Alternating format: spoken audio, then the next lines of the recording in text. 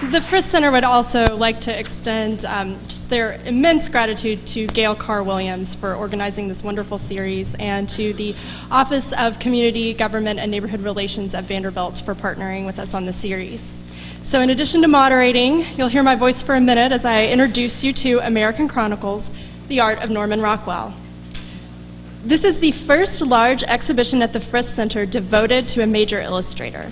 Rockwell is, of course, the most beloved and best-known American illustrator of all time. He created his illustrations as oil paintings, and because of the wide exposure he gained through working for magazines and advertising, he is in effect also the most famous American painter of the 20th century. People often ask, is Rockwell considered an illustrator or a fine artist? For us, we see him absolutely as both, with illustrator simply being a specific category of artist. Where Rockwell's work differs from much of the artwork displayed in museums is that his famous images were created specifically for a commercial interest. The 4,000 illustrations he produced accompanied fictional stories, enticed the public to buy magazines, and sold a myriad of products. They're also ingenious examples of visual storytelling, technically superb paintings, and an important part of our American visual heritage. Norman Rockwell is closely associated with the magazine The Saturday Evening Post, for which he produced 323 cover illustrations between 1916 and 1963. In the 20s, the Post reached 3 million readers, and in an era before television, these stories and illustrations were an important form of entertainment. Chock full of realistic details, Rockwell's cover images told an entire story in a single picture. While Rockwell had the creative latitude to develop his own original concept for Post covers, the magazine's editors insisted that illustrations reflect a politically conservative and idealized picture of American life. Rockwell supplied the Post with feel-good images of family vacations and holidays, and rites of passage for boys and girls in small-town America. Urban scenes, people of color in anything but service roles, and complicated emotions, unless a bittersweet resolution was absolutely assured, were not to be included. In the 1940s, Rockwell was called upon by the US government to produce imagery promoting the war effort. His 4 freedoms, some of his best-known images, were inspired by Franklin Delano Roosevelt's 1941 State of the Union address outlining basic human rights that must be defended across the globe, a speech that laid the groundwork for US entry in the Second World War.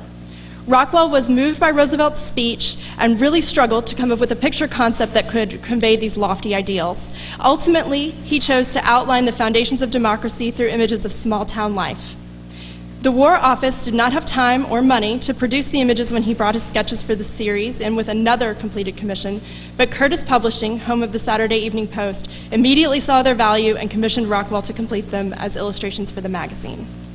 The US Treasury quickly realized their error and partnered with the Saturday Evening Post for a 16-city tour of the original oil paintings, along with Rockwell himself, other celebrities, and an initiative to sell war bonds. But purchasers of the bonds received Rockwell's posters, and the effort raised $130 million. Norman Rockwell produced illustrations for advertisements for over 150 companies, a diverse portfolio that included Coca-Cola, Colgate toothpaste, Risbestos brake pads, seen here, Pan American Airlines, Budweiser, and Jell-O. Rockwell's ability to construct fictional realities that offered a compelling picture of the life that many 20th century Americans aspired to made him ideal for commercial advertising. In the early 1950s, the advertising executive Leo Burnett had a stroke of genius when he paired popular icons Superman, Howdy Doody, and Norman Rockwell with Battle Creek, Michigan star cereal maker Kellogg's. With an innovative color palette, contemporary design, the ad campaign changed the look of cereal boxes and inspired shoppers to eagerly reach for them on the grocery shelves. Rockwell's images of fresh-faced kids convey the idea of health, happiness, and a big enthusiasm for Kellogg's cereal. Kellogg's chose Rockwell both for his compelling images and for public associations with Rockwell himself. Adjectives and qualities used to describe Rockwell, like wholesomeness, quality, honesty, and as American as apple pie, would rub off on the products he sold. Rockwell was himself a celebrity. Advertisers happily included his signature on illustrations and sought him out as a brand ambassador. While photography replaced illustrations in most magazines in the 20th century, Rockwell continued to be called upon to create images for the Post, for other magazines, 79 other magazines in total, and of course by advertisers. This is another of his most famous images, his triple self-portrait, and it graced the 1960 issue of the Post. The cover announces the serialization of Rockwell's autobiography, and the star artist's story and image were sure to sell issues of the struggling publication. In 1963, Norman Rockwell ended his 47-year relationship with the Post.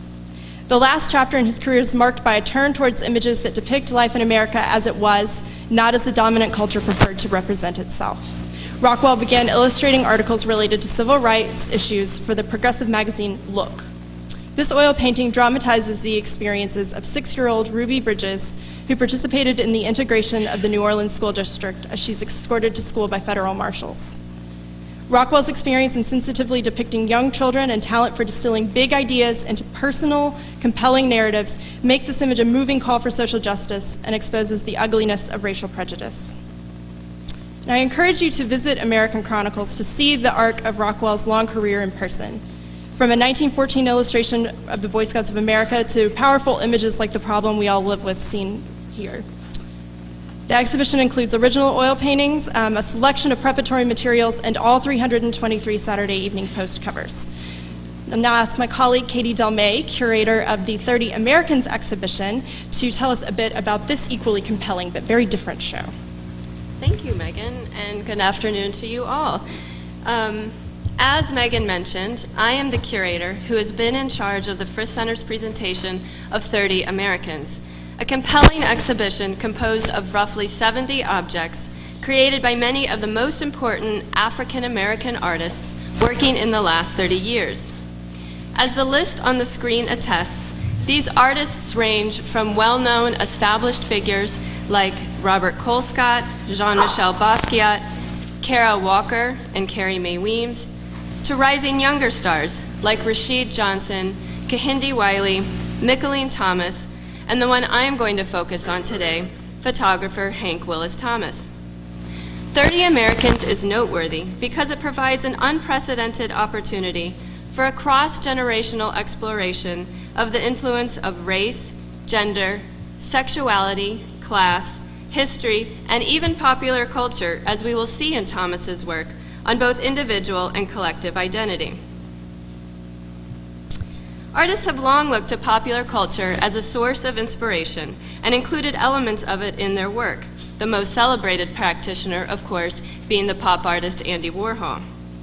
Here is a painting in 30 Americans by Warhol's close friend, Jean-Michel Basquiat, who was once a graffiti artist on the streets of Lower Manhattan, and this work pays homage to the jazz musician Charlie Bird Parker.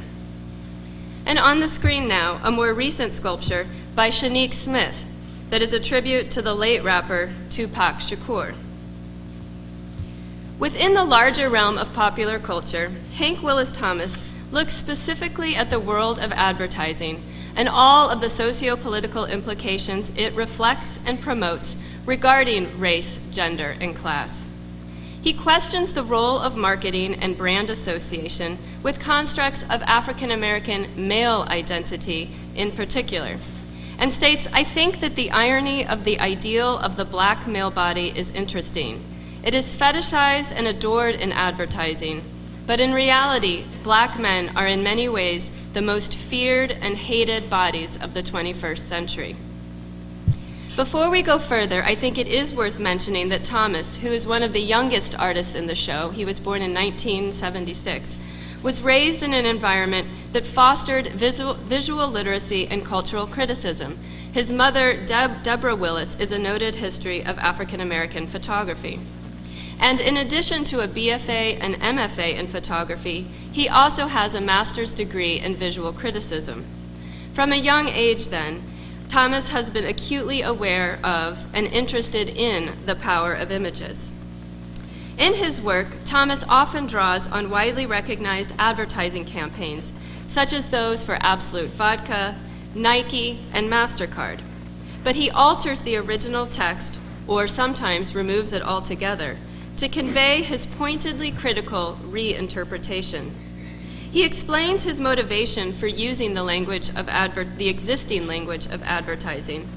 What's great about doing something that uses advertising is that so many people have access to being able to decode it. We are all media literate. This photograph, of course, recalls MasterCard's successful Priceless campaign, which premiered in 1997.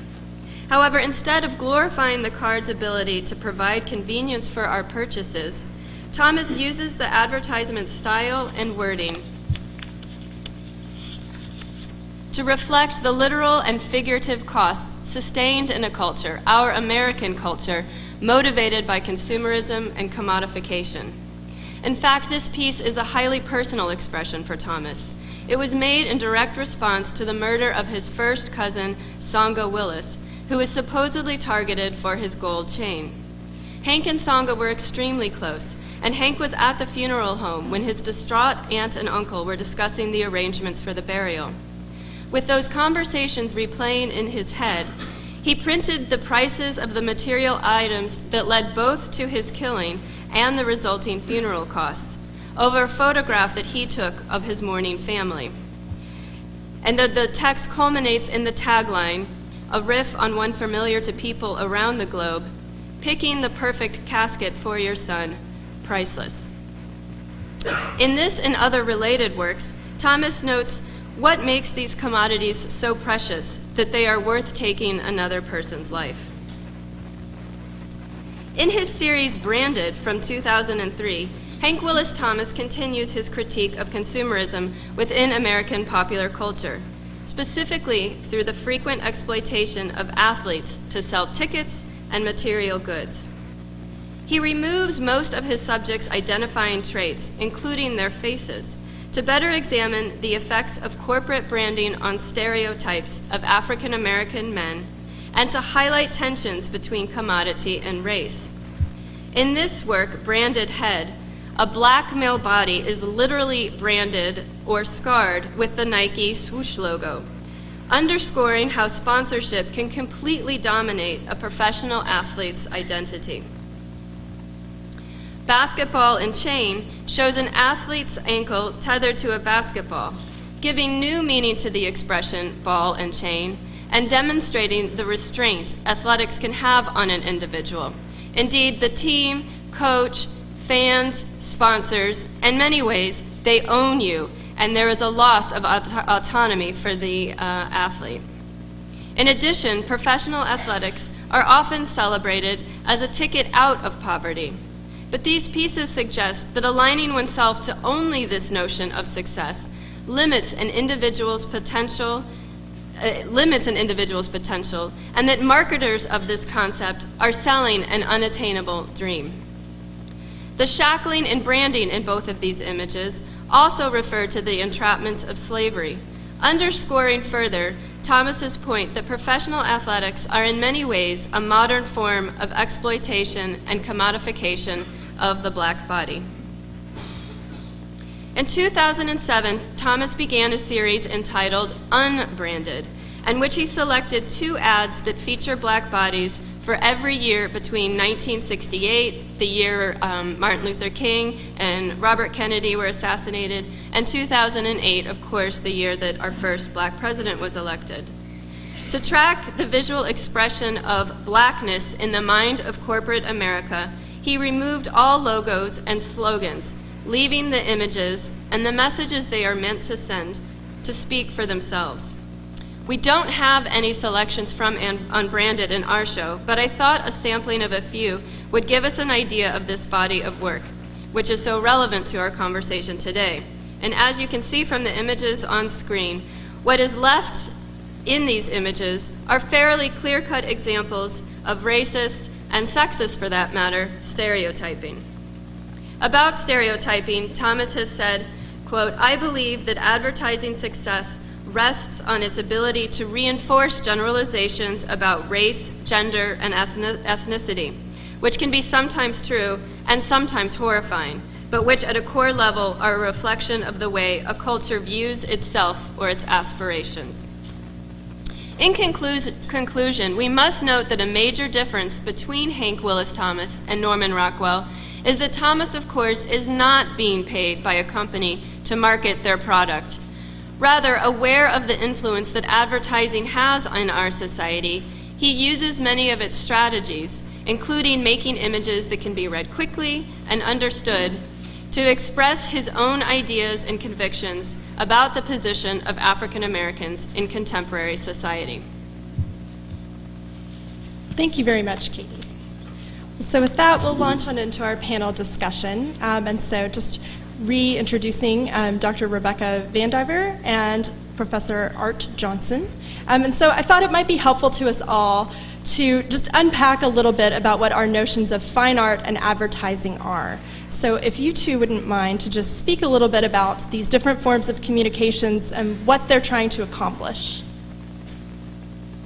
Rebecca, you want to take it away? Okay. Well, I'm hesitant to try to label or define art because I think that art can be many different things. As you mentioned in the introduction of the Rockwell show, that by putting his illustrations in an art museum context, we sort of are highlighting that an illustrator is in fact an artist in their own right. So I think that what strikes me when we think about a definition of art, if we wanted to even try to do it, is first and foremost art as an object. Here we're sort of consuming and viewing these objects in a museum setting, and sort of what does that mean to sort of see Rockwell's Saturday Post covers installed as an art object. But more than anything, art as an example of cultural production. And what we're looking at today is two examples of different types of American cultural production that can be interpreted in different ways depending on the different contexts within which it's consumed. Great. And I just want to remind you both to please speak into your microphones. Yeah, Thank you. Okay, as you can see from the bio that's on your sheet, I spent most of my career actually working in ad agencies, and it's only within the past 5 years or so that I was fortunate enough to join Vanderbilt and to teach there. I teach a couple of different marketing courses, so my sort of take on advertising and messaging and the context, its comparison to fine art, is a little more commercial, perhaps. And I thought maybe, as a point of reference here, give you, at least this is the way I introduce it in one of my classes, is to try to sort of define the word creativity and then look at it against two different dimensions. One is creativity as it applies to, say, fine art or the artist, and then creativity as it applies to the world of advertising. I think there are some differences that see if I can convince you of the same thing. If you look at it in the world of the artist, creativity is really all about the artist. It's about subjective interpretation of the work he or she does. It's meant to, I think, elicit different reactions. We see beauty, we see ugly. It's all a function of kind of our own set of lenses in terms of what we see. And I've always thought that the purpose of creativity in sort of the art world, if you look at some of the purposes it has, I think some of them reflected here in what we're seeing and what we're talking about today. There might be a political message behind it. There might be a message of horror. There might be a message of just beauty, just an image that is a beautiful image, a photograph perhaps, or a painting. The Mona Lisa comes to mind. Or it might just be art for sort of art's sake. If it's a piece of art, for example, that's a modernist piece that may mean something very particular and special to the artist, but to other people it may not have the same reaction. I think if you compare that to creativity in the marketing world or the advertising world, I'd like to say that in the advertising world, what we're talking about is sort of creativity with a very specific purpose in mind. And that purpose ultimately is to sell something. And whether that's to sell an idea or a concept or a product or a service or whatever, that's what we're trying to get to at the very end. And some of the techniques that are employed, we might do it through just informing people of the attributes or the benefits of a product. We might do it by trying to amuse people. We might do it by trying to shock people. But at the end of the day, the creativity is really sort of aimed at the ultimate goal, which is to help a company or a brand be commercially successful. So if they are different, I think they both require, I think creativity is a common element, but I think it's applied in two different ways. Wonderful. Well, I think maybe we should tease out a little bit about this idea of commercial success. So it might be helpful for us to think a little bit about how artists and even exhibitions market themselves. So I don't know if Rebecca or Katie would like to speak a bit about that little intersection between art and commerce that is sometimes a bit tricky to negotiate. Do you want to start with the exhibition? So I think that an artist markets themselves in several ways. So you have artists who oftentimes will be associated with a dealer or a gallerist and sort of are selling their work through sort of the commercial means. I don't know if any of you have been following the recent prices paid at Christie's and Sotheby's these last few weeks for modern art. So art being produced in 1969, I think a Warhol sold for $112 million most recently. So you have art being sold vis-a-vis these auction houses. And so artists, I think that idea of marketing themselves depends a lot on the artist. Lois Mailou Jones, who's the subject of my monograph, did not have a gallerist, did not sell her work through a gallery, so her work sort of takes on sort of meaning and importance through its exhibition in museum contexts, in gallery shows.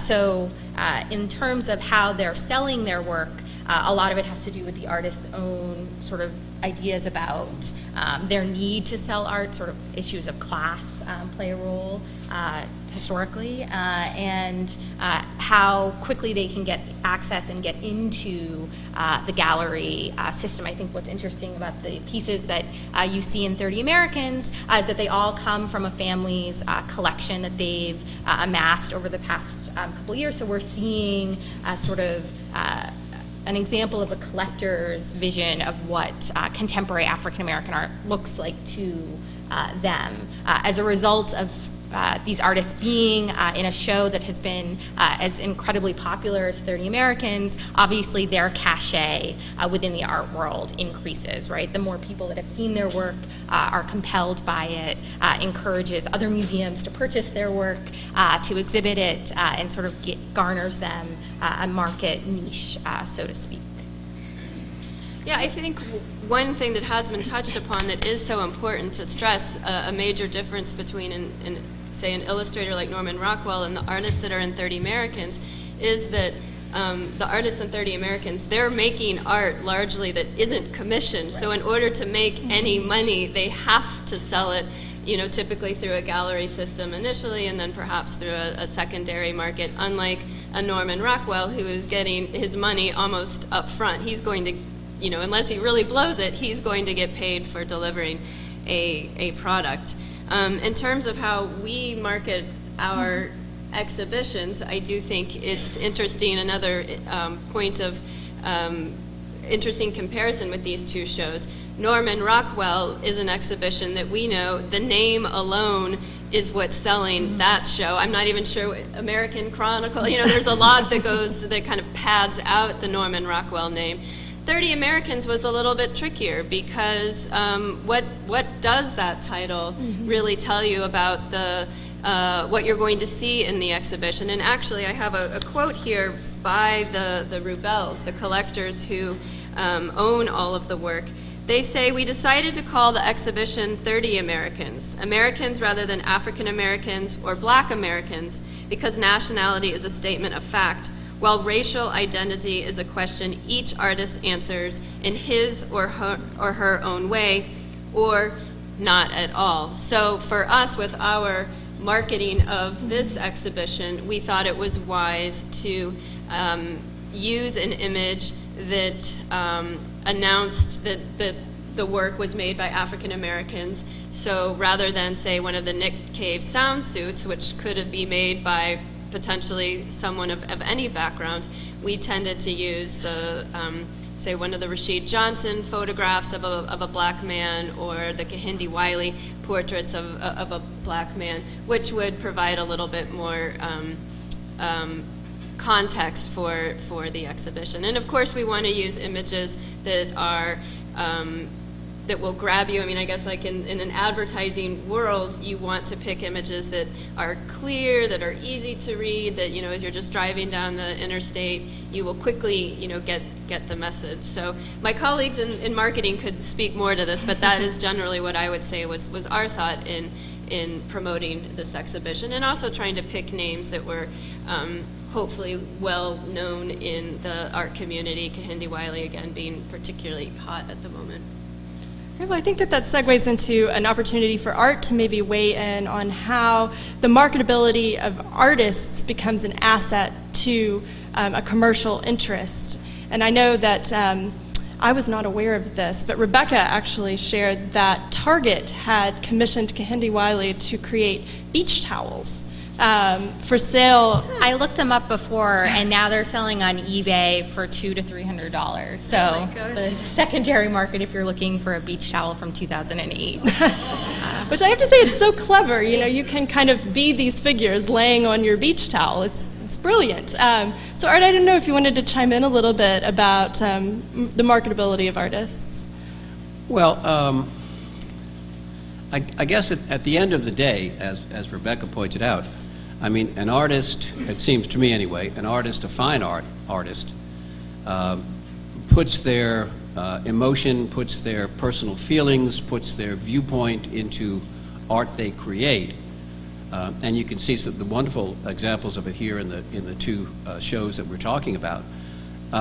With the hopes, I think a good, very valid point was made a moment ago, is that the Rockwell work was sort of paid for in advance from the point of view of knowing what he had to do, whereas some of the other work that you see here is done with the hopes of it ultimately selling, I would suspect at some point. I mean, even you know, fine artists have to eat. I mean, so you know, at some point that's sort of the bottom line of it. Although I do think as they become more famous and become more known, it eases clearly their marketability. I mean, I think the example that Rebecca used of a Warhol painting selling for $100 million plus is a great example. A great example of that. You know, one other distinction that I would make that I omitted when I was first talking about maybe the differences in the two between sort of creativity in the art world versus creativity in the ad world. Is if one of the examples that I've used in my class is, and I probably should have brought a couple of these slides, but I didn't, is that if you ask an artist to design a chair, what might it look like?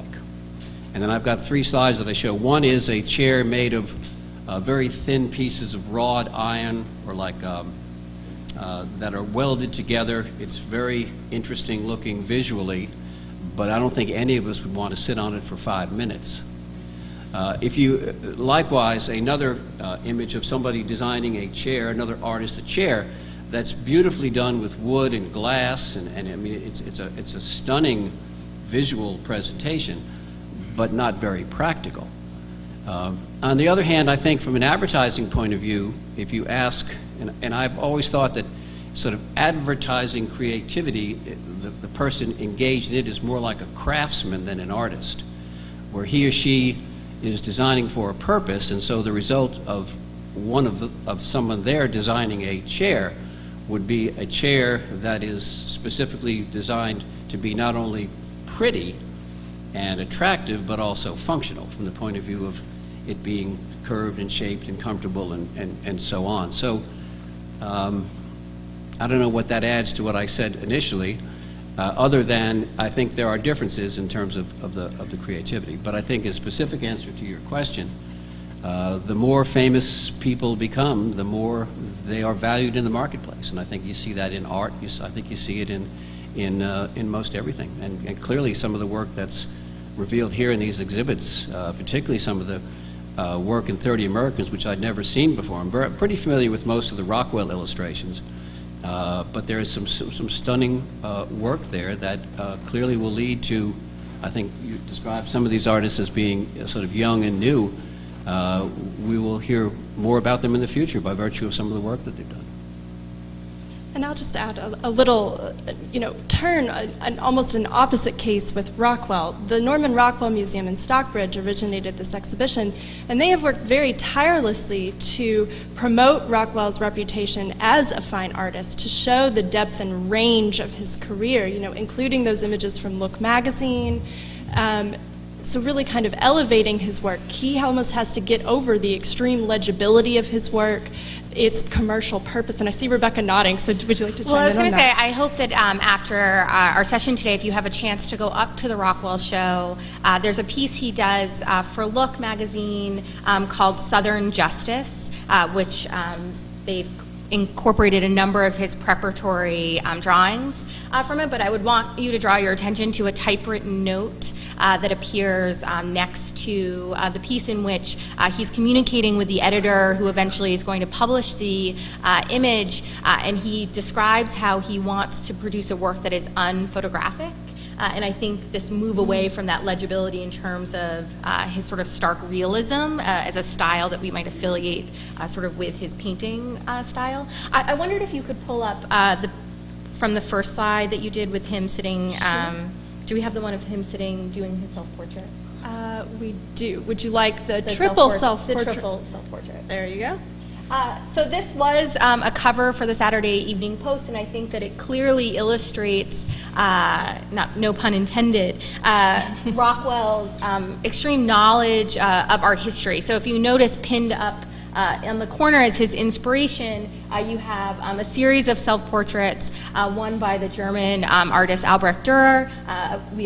He's wearing the striped hat in the corner, and then also a Rembrandt, and then a Van Gogh. So Rockwell, in this image, is clearly inserting himself into an art historical legacy and trajectory, even though this object or this image is being reproduced on the cover. And so I think that leads to an interesting question about the intersections between quote-unquote fine art and advertising, not necessarily in terms of ideas about creativity, which I would be able to debate with you, I think, at length, but more about the idea of technique and strategy. And here, clearly, Rockwell, following sort of your standard self-portrait technique, right, painting himself using a mirror, but also looking at someone like Hank Willis Thomas' work, pulling the strategies and techniques of advertising, sort of that slickness of the image in a way, and to sort of get his work and his message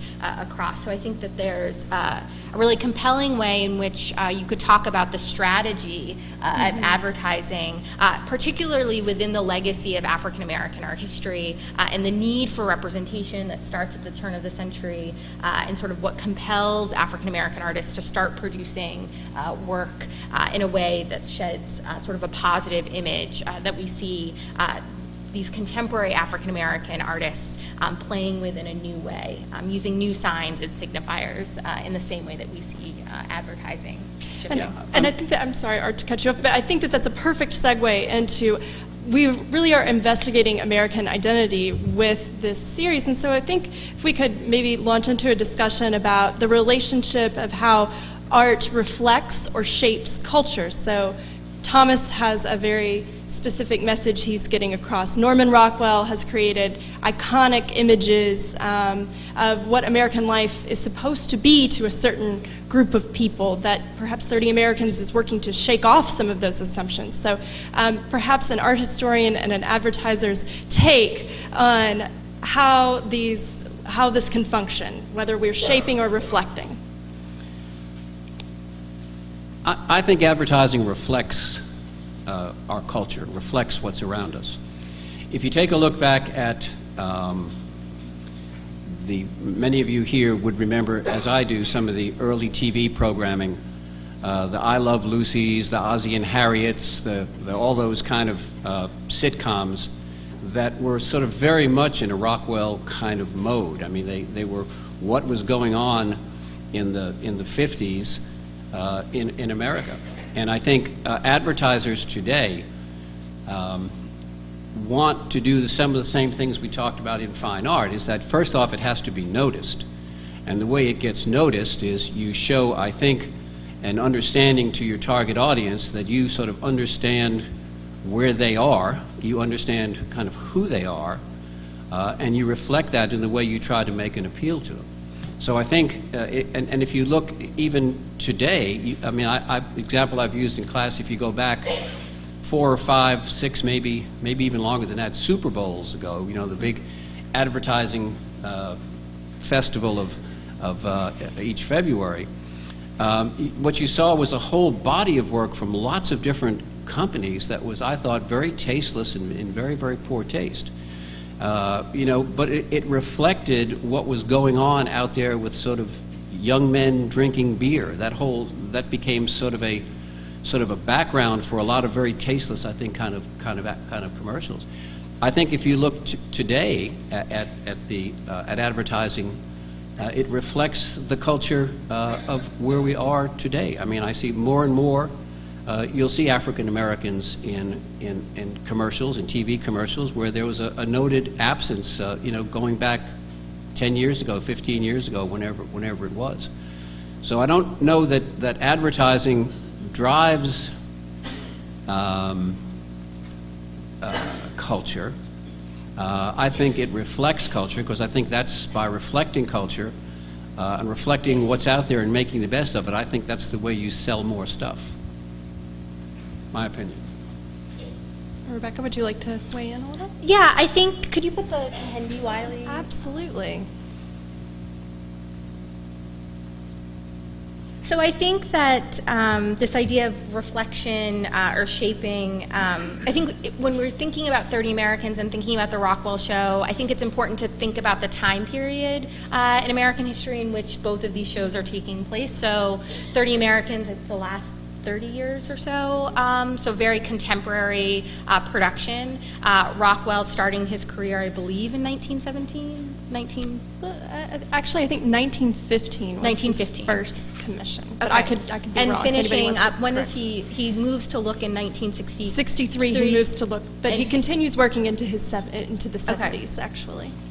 So when you think about sort of the development of American culture and sort of the shifts that we see happening, it's not surprising that we look to Rockwell's Saturday Evening Post covers and see sort of this nostalgic view of sort of this Americana that we associate with it. And it's interesting that he leaves the Saturday Evening Post in the 1960s, which is right as pop art emerges in the United States as sort of an artistic movement that is drawing explicitly from sort of the inundation of mass media advertisements and sort of incorporating those elements into their work. Someone like Warhol, trained as a commercial illustrator and then becomes sort of his own brand, an animal. And so I think that you see artists in that moment in the 60s pulling in advertising as a way to reflect and respond to what they see happening in culture. So I think when Rockwell is producing these works, he's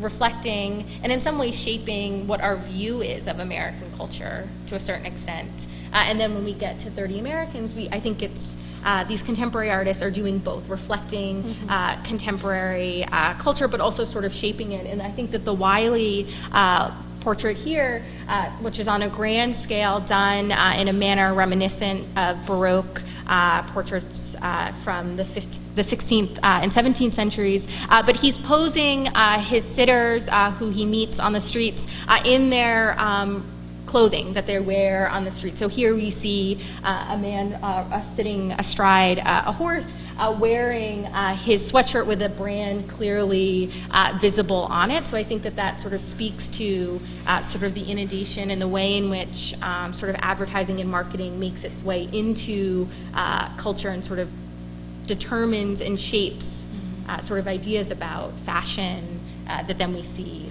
Kehinde Wiley reinserting into a sort of a fine arts context here. I don't know if that makes sense, too. I think so. I think it's a cyclical relationship, perhaps. Well, just looking at the time, we are right on track to take some audience questions at this time. Does anybody have any for our panelists? Oh, excuse me, we'll have to wait just one moment as our volunteers get the microphones ready for us. Ma'am, if you have a loud voice in the red sweatshirt, if you would like to ask us.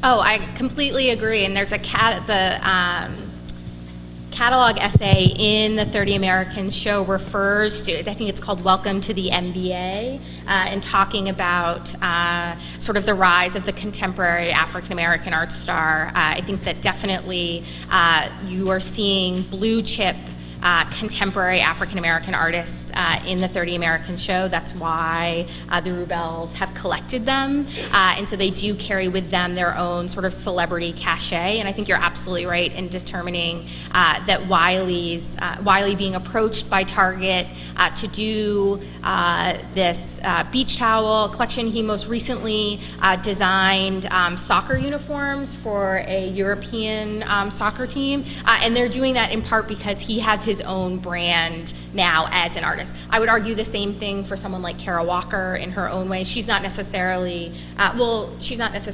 taking on sort of commercial projects. Another artist who's not in 30 Americans, Julie Moretu, just completed a multi-million-dollar commission for Goldman Sachs in their Wall Street location. So I think that artists as they become more popular, become their own brand, and so people are buying them in the same way that you might have bought a Warhol just because it was a Warhol, not because you're necessarily as interested in the content or the object itself. But that's a great question, because I think that's a very important distinction to make as these artists rise. And I definitely agree that Kehinde Wiley is very hot and popular and people are interested in his name, but I think let's not forget that it does all begin with the image. And when you look at an image like this, it is very accessible, it's very appealing, it's something you can read quickly and easily. So I think that his work, he is so popular because his work is so compelling on many levels. Yeah. And I'll throw in, I found an interesting statistic. This is a little dated, but as of 2001, Curtis Publishing still owns the rights to about 50% of Rockwell's images, and they're still making $20 to $50 million a year on Rockwell branded items. So yes, I think that legibility continues to speak to people. You can see something easily recognizable. You know, the intense detail makes them seem true, and it just keeps appealing to people's sense of nostalgia. And one additional comment, something I thought about earlier when you were speaking, Art, is this whole notion when we're marketing the artist as celebrity. I think another distinction between these two shows is, aside from Norman Rockwell, aren't most illustrators and advertisers, they're anonymous. They're not necessarily seeking the glory and the fame that most visual artists are trying to, they're wanting to make a name for themselves. They want to be written about as individual artists, and it seems like most illustrators or commercial artists are not. They're more anonymous. No, I think that's very true. I think back to the early point that I think creativity in the art world is about the artist. I mean, and becoming brands, I think, is just sort of a natural evolution of where famous people kind of wind up. I mean, we see it in not just artists, but we see it with, Martha Stewart and everybody, that other people that you can name. But I think with the sort of advertising world, it is about the brand, it is about the product, it is about the customer. It's not really about the illustrator or even the agency that does the work. It's about connecting a brand or a product or a service to a target audience. So I think that's true. Good. We have some more questions.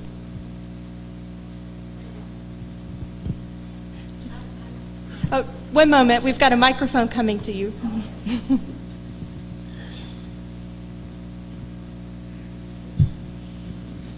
You know, I really hadn't looked at it from a point of view of making money off them, but they could and they should, because these young 30 Americans, they are really the product of, shall we say, advertisement. Now, when I got in there and I looked at the exhibition and I see the hair, and there's several of the pictures and the portraits and what have you, the presentations are of hair. Well, African Americans are very much into hair, into ad nauseum in my mind.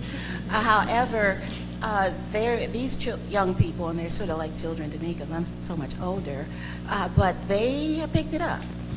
And then, like, for instance, the brand, and I know the importance of brand, and so they do have a brand now. I hope they make a whole lot of money with their brands, because they really deserve it. They're very good, excellent artists. And when I think of the photographer, I, of course, naturally think of Gordon Parks. That's more like my time, And I remember the picture that he did of the woman was it in Washington, D.C., and she had a pail and a mop, and she was looking sad. And I remember, and I'll end with this, when I used to come back from Wayne State University and I'd pass the General Motors building, and I'd see all of these women from Poland mostly, and they had their mops and they had their pails as well. And they were happy, and they were not sad. They were sort of glad to have those jobs. And so I just put those two together, and thank you so much. I thought the presentation was quite interesting. Thank you very much. Well, I think your point about the hair, I think this idea that in the visual arts, the artists are both reflecting and shaping our culture, that they are responding to legitimate concerns and aspects of our society. Ads, all of the artists they're not immune to the ads as well, but they're hoping to maybe take it one step beyond and maybe shape the way a viewer might think about their surroundings as well in a new way. I think you're talking about Lorna Simpson's wigs piece that's in the show, and I think that that particular installation is compelling also because she pairs those felt pieces, for lack of a better word, or with the photographs on them, with sort of textual captions, but they're sort of placed seemingly at random, but encouraging you to examine sort of the intertextual relationship, so the relationship between the image and the text that we do sort of automatically when we consume an advertisement. I think we were talking earlier about the Warhol brake pad image that's up in the show. The Rockwell brake Or the pad. Rockwell Okay. image where we see the mother and her child, but we're not shown the text that accompanied it. So to sort of think about how that text, how we interpret an image when it's paired with text versus not. Yes, so Rebecca's referring to this image. I'm thinking about My Kitty, which is a 1922 advertisement. So you can see the painting in American Chronicles. But yes, it's got this great kid appeal, and it's pulling on your heartstrings, and it's a little manipulative when you read the text. I want to be ready for any emergency, to stop when I have to. That's why I'm particular about the brakes on my car. So I'm a responsible mother. I use Raisbestos brake pads, which, just to throw in there, Raisbestos, as the name implies, was putting their workers at grave risk working with asbestos. So yes, that text-image relationship is pretty compelling. Yeah, one of the things I show in one of my classes are ads that go back a long time ago, and the point that I make is that you have to sort of view those in context. I mean, if you look at some of the ads that ran back in the 40s and 50s and 30s, we're kind of aghast at them, that people would either say those things or imply those things or whatever. And yet they were, at the time, quite acceptable, and they were part of what our culture was.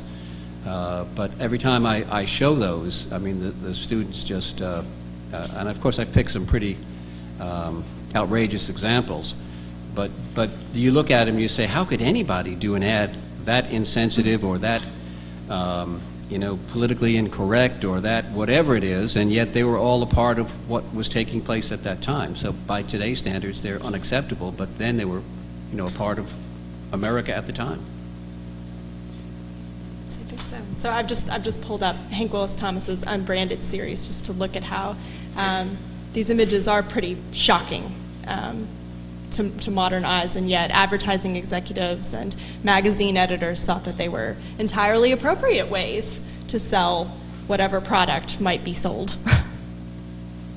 In defense, taking the other side, in defense of this, what we don't know, I don't know how old many of these images are, but one of the things today, as you expect, not all ad agencies are made up of middle-aged white men who select images that are inappropriate. I mean, there are very successful specialty ad agencies that specialize in either marketing to African Americans or Hispanic Americans. So the culprits here may not simply be Madison Avenue or traditional Madison Avenue. My understanding is that these works are they start in the 70s, right? 68. 68, yeah, so he's pulling from 68. Yeah, I chose some of the ones that are not the more recent ones because they do have that shock appeal. Looking back, But again, some of these, to my point, wouldn't. If you tried to do them today, you'd be right. You'd be so out of step with contemporary thinking, whatever, that you'd accomplish just the opposite for your client, and that is, the public would laugh at you, and that's not what you're trying to do. So we have time for a couple more questions. I think that this side of the room has gotten quite a few. Do we have any? Or this gentleman here, Jenny, that you were heading to, will be great. Thank you. I'm always curious about the source of your paintings, and did most of these paintings come from Stockbridge? Yes. Or all of them? And are there other Rockwells that are owned by individuals that are spread all over the country? There are indeed. Rockwell is collected.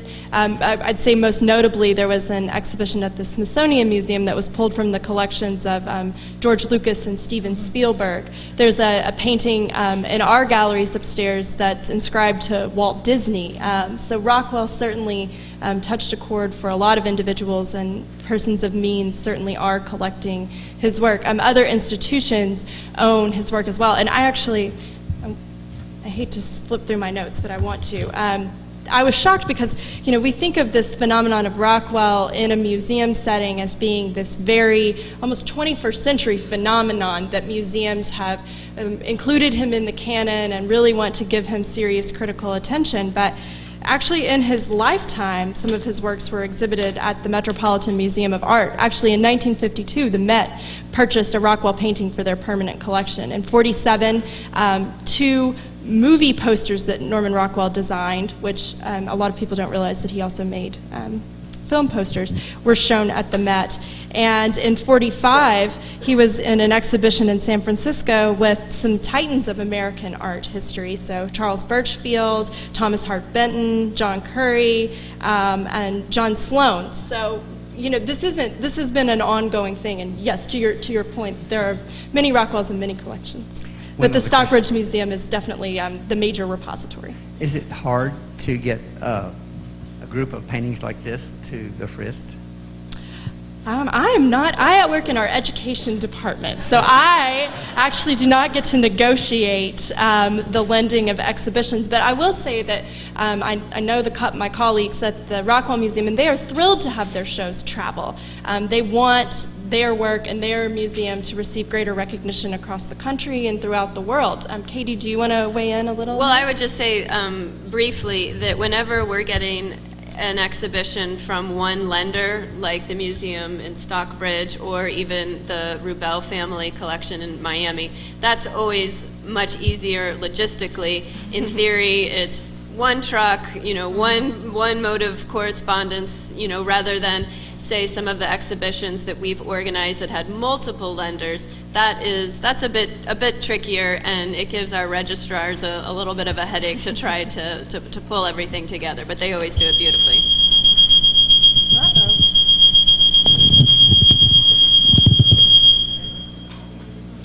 I think that was just someone inadvertently tripping the alarm on our exit door. But we are right at 1 o'clock, and I know a lot of you have jobs to get back to. But thank you so much for being here with us today. And thank you to our panelists.